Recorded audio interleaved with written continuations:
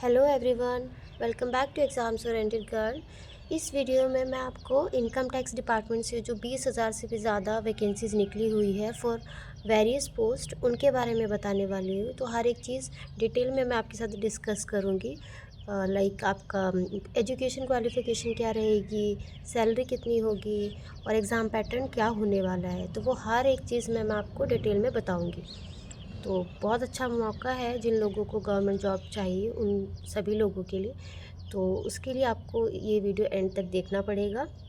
और अगर आप नए हैं तो मेरे चैनल को सब्सक्राइब कर लीजिएगा और इस वीडियो को लाइक शेयर कर दीजिएगा। तो चलिए स्टार्ट करते हैं। तो यहाँ स्क्रीन पे आप लोग देख रहे होंगे, तो ये बेसिक हाइलाइट्स है। तो आपको पोस्ट भी दिख रही होगी। पहला पोस्ट यहाँ पे दिख रहा है inspector of income tax. Next आपका इनकम टैक्स ऑफिसर है, then tax of assistant, PS cadre, AO cadre, group C, steno grade 2।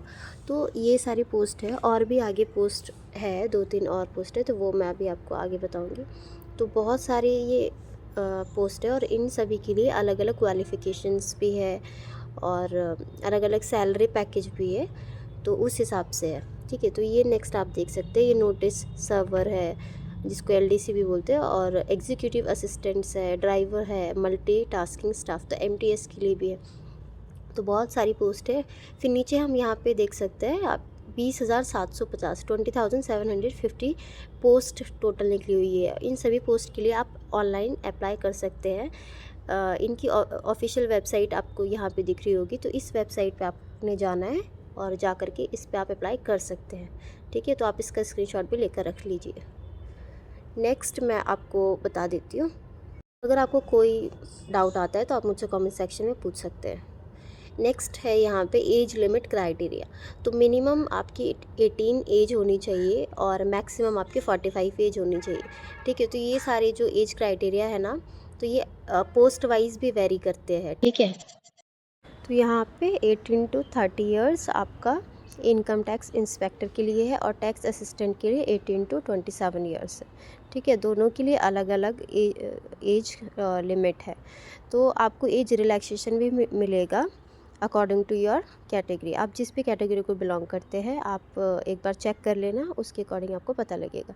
तो SC ST का जो कैटेगरी है उसमें आपको 5 साल का एज रिलैक्सेशन है अप टू 33 ईयर्स। देन आपको OBC है जिसमें आपको 3 साल का एज रिलैक्सेशन है अप टू 31 ईयर्स, ठीक है। PWD के लिए भी अलग अलग कैटेगरी में अलग अलग एज रिलैक्सेशन है, ठीक है। एक्स सर्विसमैन के लिए आपको 3 साल का एडिशनल एज रिलैक्सेशन मिलेगा अप टू 50 ईयर्स, ठीक है। नेक्स्ट है आपका विडोज़ डिवोर्स्ड वुमेन। तो अगर आप विडो डिवोर्स वुमेन हैं तो आपको 10 साल का एज रिलैक्सेशन मिलने वाला है इस पोस्ट के लिए। और अगर आप जम्मू कश्मीर को बिलोंग करते हैं तो आपको 5 साल का एज रिलैक्सेशन भी मिलेगा। तो आप इस पूरे टेबल का एक बार स्क्रीनशॉट लेकर रख लीजिएगा ताकि आपको कोई कन्फ्यूज़न आगे ना हो। नेक्स्ट मैं बात करूँ एजुकेशन क्वालिफ़िकेशन की। तो यहाँ पे अगर आप 10th पास है, 12th पास है या फिर आप ग्रेजुएटेड भी हैं तो आप इसके लिए अप्लाई कर सकते हैं। नेक्स्ट आपका एप्लीकेशन फ़ी कितना होगा। तो जनरल OBC कैटेगरी वालों को 500 रुपीज़ है, SC ST वालों को 100 रुपीज़ है, ठीक है। सिलेक्शन प्रोसेस यहाँ पे 5 स्टेप प्रोसेस होने वाला है। सबसे पहले तो आपका एक रिटन एग्ज़ाम होगा, ठीक है। देन आपका एक स्किल टेस्ट होगा, फिर नेक्स्ट आपका document verification, then medical and then last में आपका इंटरव्यू होगा। तो ये 5 स्टेप में आपका पूरा सिलेक्शन प्रोसेस है, ठीक है। नेक्स्ट पे स्केल जो आपका सैलरी है वो कितना होने वाला है। तो अलग अलग सैलरी पैकेज है, जैसे इंस्पेक्टर की जो इनकम रहेगी वो 44,900 रुपीज़ है।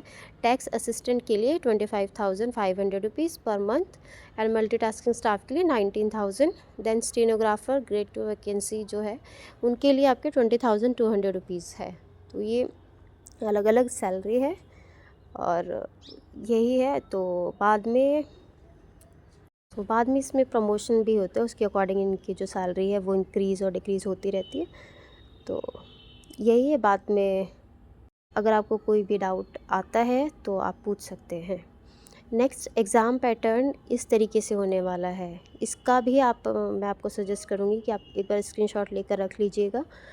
तो कुछ ये 5 सब्जेक्ट्स हैं सबसे पहला सब्जेक्ट यहाँ पे जनरल इंटेलिजेंस एंड रीजनिंग का है, जो कि हर कॉम्पिटिटिव एग्ज़ाम में पूछा जाता है। तो ये 30 क्वेश्चंस आने वाले हैं। फिर क्वांटिटेटिव की भी 30 है, जनरल अवेयरनेस की भी 25 है, इंग्लिश के 30 क्वेश्चन है, कंप्यूटर के 10 क्वेश्चन है। तो टोटल 125 क्वेश्चंस आने वाले हैं और 250 मार्क्स के क्वेश्चन होंगे, ठीक है। तो आप देख लीजिएगा यहाँ पे जो जनरल अवेयरनेस है और कंप्यूटर है उनमें चेंज है, बाकी सारे 60 मार्क्स के हैं। कंप्यूटर 20 मार्क्स का है और आपका जनरल अवेयरनेस 50 मार्क्स का। तो यही था, और ये मैंने सब पूरी कोशिश की है कि आपको सारी डिटेल आपको दूँ इस वीडियो में। So thank you so much for watching.